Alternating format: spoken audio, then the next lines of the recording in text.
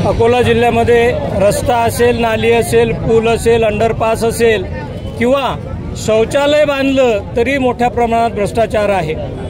गेली अनेक वर्ष हा भ्रष्टाचार सातत्याने सुरू आहे आणि त्यामुळे लोकांचे जीव जात आहेत, आंदोलनं होत आहेत आणि सरकारी अधिकारी जे आहेत ते तात्पुरती मलमपट्टी करतात, आश्वासनं देतात। आणि म्हणून आज वंचित बहुजन युवा आघाडीच्या जिल्हा आणि महानगरच्या टीमच्या वतीने आज आम्ही भ्रष्टाचार शिरोमणी सचिन टिचकुले या नावाचा पुरस्कार जो आहे या जिल्ह्याचे जिल्हाधिकारी, जिल्ह्याचे पोलीस अधीक्षक आणि मनपा आयुक्त यांच्या हस्ते हायवे अथॉरिटी असेल, सार्वजनिक बांधकाम विभाग असेल आणि मनपाचा बांधकाम विभाग जो आहे या तिघांना दिलेला आहे। या निमित्ताने वंचित बहुजन युवा आघाडीने एक संकल्प जो आहे तो जाहीर केला आहे की आता यापुढे आम्ही भ्रष्टाचार खपवून घेणार नाही।